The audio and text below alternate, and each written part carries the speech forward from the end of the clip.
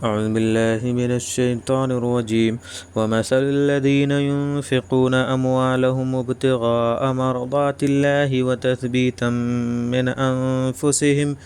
من أنفسهم كمثل جنة بربوة أصابها وابل فأتت أكلها ضعفين۔ اور ان لوگوں کی مثال جو اپنا مال رضا الہی کی طلب میں خرچ کرتے رہتے ہیں اور اپنے نفس میں پختگی پیدا کرنے کی غرض سے ایک باغ کی طرح ہے جو کسی ٹیکرے پر ہو اور اس پر زور کا مہ پڑا ہو، پھر وہ دوگنے پھل لایا ہو۔ فَإِن لَّمْ يُصِبْهَا وَابِلٌ فَطَلٌ، اور اگر زور کا مہ نہ بھی پڑے تو ہلکی پھوار ہی کافی ہے۔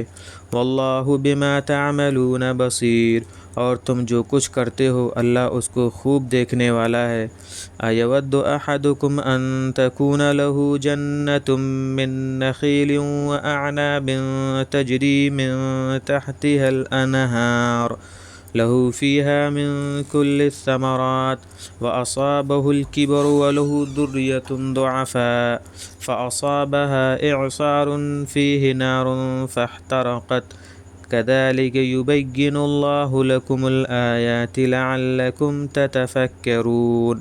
کیا تم میں سے کوئی یہ پسند کرتا ہے کہ اس کا ایک باغ کھجوروں اور انگوروں کا ہو جس کے نیچے ندیاں پڑی بہہ رہی ہوں، اور اس کے ہاں اس باغ میں اور بھی ہر قسم کے میوے ہوں، اور اس کا بڑھاپا آ چکا ہو اور اس کے عیال کمزور ہوں، اس باغ پر ایک بگولا آئے کہ اس میں آگ ہو تو وہ باغ جل جائے۔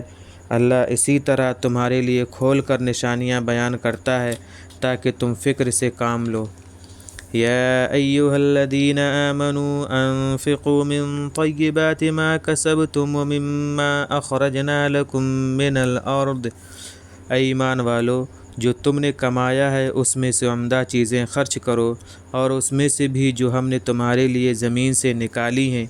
ولا تيمموا الخبيث منه تنفقون ولستم بآخذيه إلا أن تغمضوا فيه، اور خراب چیز کا قصد بھی نہ کرو کہ اس میں سے خرچ کرو گے حالانکہ تم خود بھی اس کے لینے والے نہیں ہو بجز اس صورت کے کہ چشم پوشی ہی کر جاؤ۔